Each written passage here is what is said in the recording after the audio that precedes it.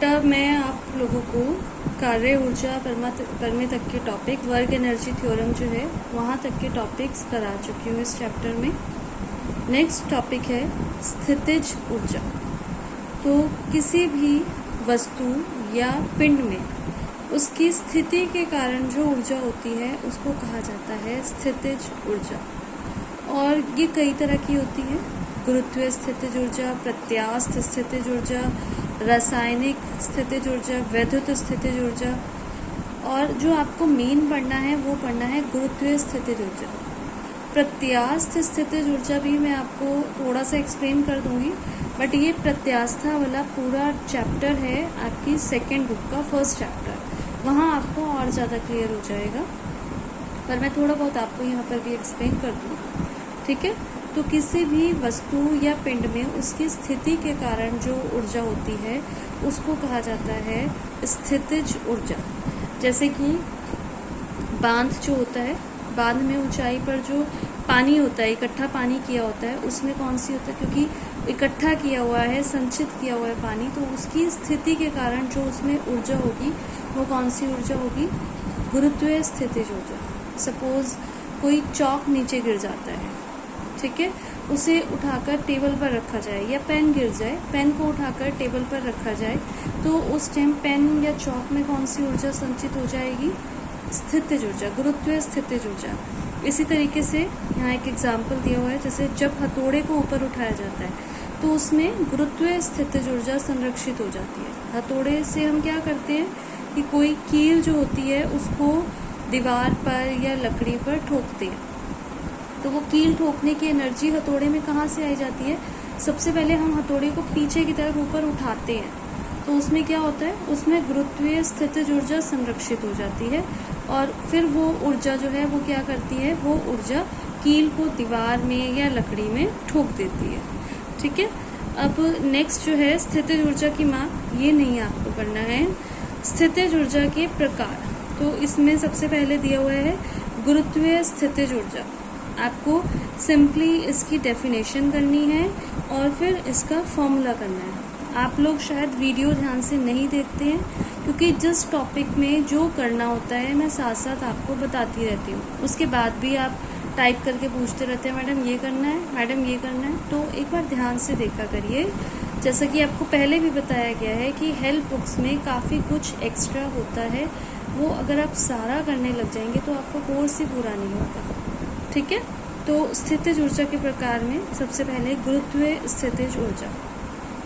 जब किसी वस्तु को पृथ्वी के धरातल से ऊपर उठाया जाता है, जैसे कि मैंने एक एग्जांपल लिया कि चौक या पेन को हम पृथ्वी से ऊपर उठाएं, तो हमें क्या करना पड़ेगा, गुरुत्वीय बल जो लग रहा है जिसकी वजह से वो नीचे गिरा है, उसके विरुद्ध कुछ कार्य करना पड़ता है, और यह किया गया कार्य ही किस फॉर्म में उसमें संचित हो जाता है, गुरुत्वीय स्थितिज ऊर्जा की फॉर्म में संचित हो जाता है। क्योंकि ऊर्जा क्या है, ऊर्जा कार्य करने की क्षमता को ही तो ऊर्जा कहते हैं। तो कार्य किस फॉर्म में संचित हो गया, ऊर्जा की फॉर्म में। यहाँ आपको सिर्फ इसका फॉर्मूला करना है, U = mgh, जहाँ पर m आपको पता है वस्तु का द्रव्यमान है, g गुरुत्वीय त्वरण है और h ऊंचाई है। अब नेक्स्ट जो टॉपिक है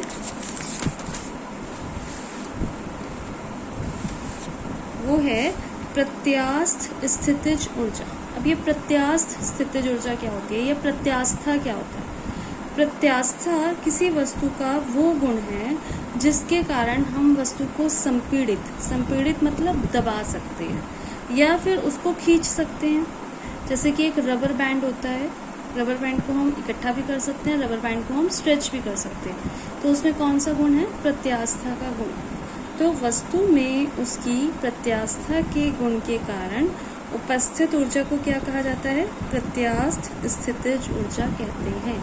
और इसके लिए फॉर्मूला जो है वो क्या होगा, U = ½ kx², जहाँ पर K जो है ये स्प्रिंग का बल नियतांक होता है, और x जो है वो लंबाई में परिवर्तन। ये एक प्रैक्टिकल भी है आपके कोर्स में, जहाँ पर एक स्प्रिंग से कुछ हम बाट लटकाते हैं और फिर हम ये मेजर करते हैं कि बाट लटकाने से स्प्रिंग की लंबाई में कितना परिवर्तन हुआ। तो इसका भी सिर्फ आपको फॉर्मूला करना है। U is equal to half kx² प्रत्यास्थ स्थितिज ऊर्जा, और गुरुत्वीय स्थितिज ऊर्जा में U is equal to mgh। इसके आगे के जो टॉपिक्स हैं वो आपको नहीं करने हैं, इसके आगे के टॉपिक्स आपको नहीं करने हैं। इसके बाद जो आपको मेन जो है वो है ऊर्जा संरक्षण का नियम। ठीक है, तो ऊर्जा संरक्षण का नियम क्या है ये आप पहले भी पढ़ चुके हैं।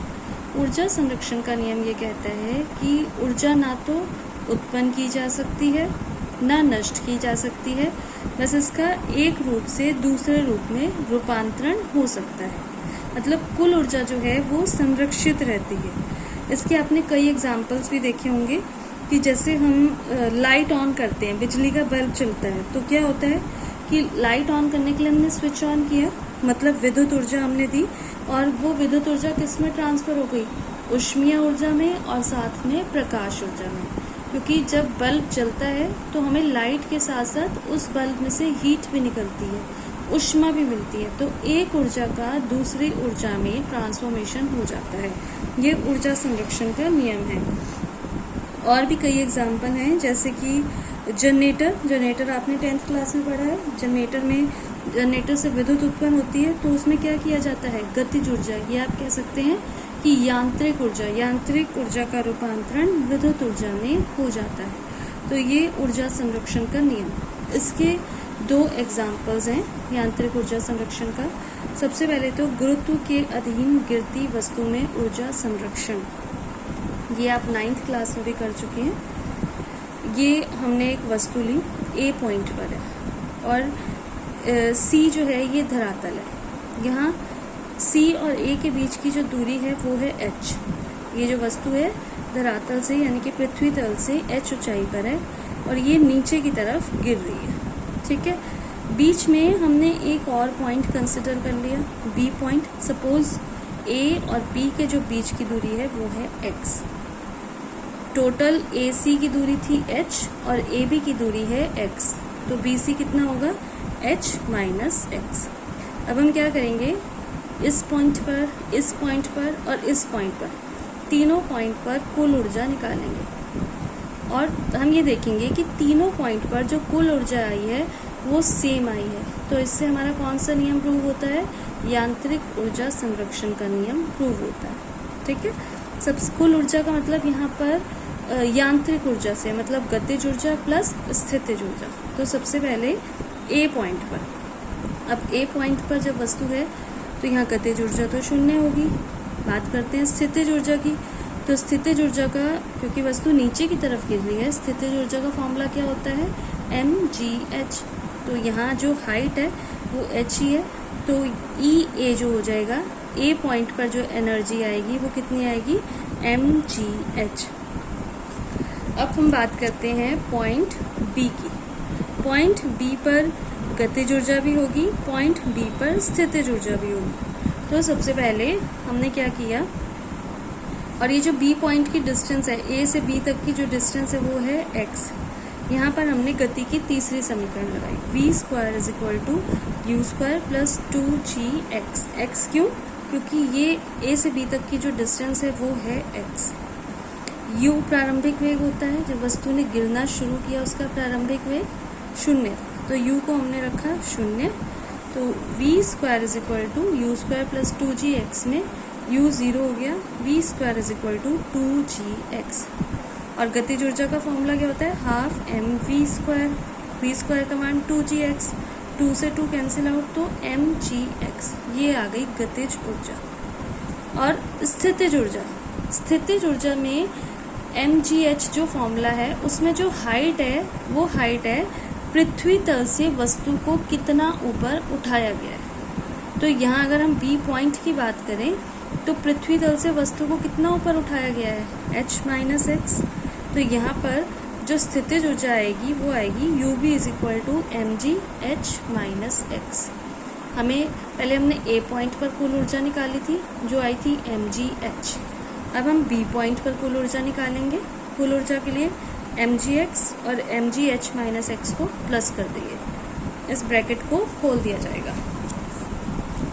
तो क्या आया, mgx plus mgh minus x, mgx और ये प्लस का ये माइनस का आएगा, कट जाएगा तो रह क्या जाएगा mgh, यानी कि B पॉइंट पर भी जो कुल ऊर्जा आएगी वो आएगी mgh।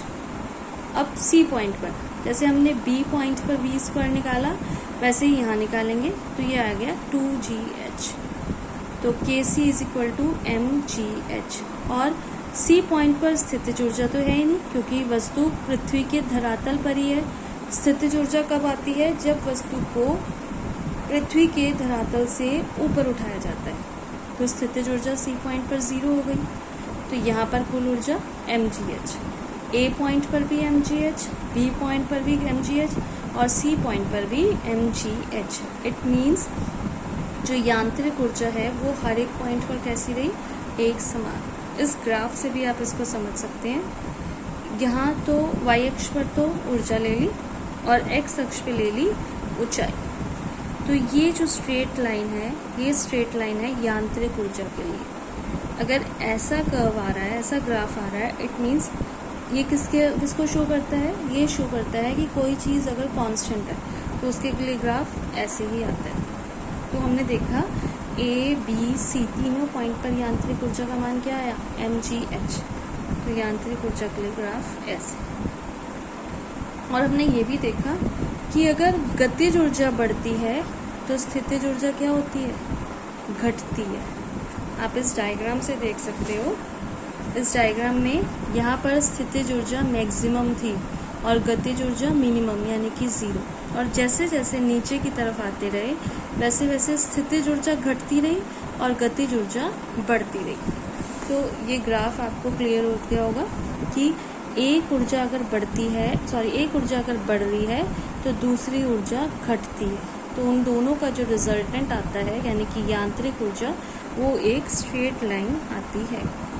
अब इसमें एक और एग्जाम्पल है, सरल लोलक में ऊर्जा संरक्षण। ये आप लोग खुद पढ़ेंगे और आपको क्लियर हो जाएगा।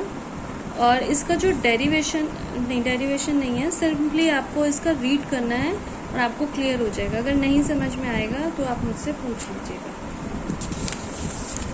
नेक्स्ट टॉपिक है, क्योंकि चैप्टर का नाम था कार्य, ऊर्जा तथा शक्ति, तो नेक्स्ट टॉपिक है शक्ति अथवा सामर्थ्य। सपोज हम दो व्यक्तियों को एक सेम काम दे दें। एक व्यक्ति उसी काम को 9 मिनट में करे और दूसरा व्यक्ति उसी काम को 11 मिनट में कर ले। तो हम क्या कहेंगे कि पहला व्यक्ति जिसने उस काम को 9 मिनट में कर लिया, उसकी सामर्थ्य या उसकी पावर या उसकी शक्ति जो है वो दूसरे से क्या है? दूसरे से बहुत ज़्यादा है। तो जो शक्ति होती है वो क्या होती है? कार्य करने की दर को सामर्थ्य अथवा शक्ति कहते हैं। मतलब कार्य को अगर हम समय से भाग दे दें तो उसे क्या कहा जाता है? शक्ति। और इसको रिप्रेजेंट किया जाता है P से, power. P is equal to W/T। और ये एक अदिश राशि है। अब आपको पता है कि W जो है, कार्य जो है, वो किसके बराबर होता है? बल गुणा विस्थापन F/S। और S/T जो है, कि यहाँ अगर हम F/S रखें और अपॉन में T, S/T विस्थापन बटे समय वेग के बराबर होता है। तो P का एक और फॉर्मूला आएगा, that is P is equal to F.V। और F.V को हम P is equal to FV cos θV कह सकते हैं। ये जो अलग अलग फॉर्मूलेज होते हैं, अब आप 11th क्लास में आ गए हो तो आपको इस टाइप के क्वेश्चंस नहीं आएंगे कि शक्ति की परिभाषा लिखिए या ये फॉर्मूला लिखिए। आपको ये फॉर्मूलेज अलग अलग इसलिए बताए जाते हैं कि न्यूमेरिकल में सपोज आपको कार्य और समय का मान नहीं दिया हुआ, बल और वेग का मान दिया और शक्ति पूछिए, तो आपको पता होना चाहिए कि बल और वेग वाला फॉर्मूला भी शक्ति का होता है। एक ही भौतिक राशि के कई फॉर्मूलेज होते हैं, तो जो आपको पता होना चाहिए। इसके बाद शक्ति का विमीय सूत्र तथा मात्रक आप सबको पता ही है कि जो शक्ति का मात्रक होता है वो होता है वाट। और यहाँ से वाट की परिभाषा भी हम लिख सकते हैं कि अगर किसी व्यक्ति द्वारा 1 सेकंड में 1 जूल कार्य किया जाता है तो हम उसको कहते हैं शक्ति को 1 वाट। और ये 1 जूल पर सेकंड जो है ये तो MKS पद्धति वाला हो गया। सीजीएस पद्धति में जो मात्रक होता है वो होता है अर्घ प्रति सेकंड। और शक्ति के बड़े मात्रक भी होते हैं, किलोवाट, मेगावाट और अश्व शक्ति तो आप सबने पढ़ा होगा। एक अश्व शक्ति बराबर 746 वाट। और जो इसकी विमा होती है वो होती है ml2T-3। एक बार मैं दोबारा रिपीट कर दूं कि विमाएं हमेशा बड़े कोष्ठक यानी कि बिग ब्रैकेट में ही लिखी जाती हैं।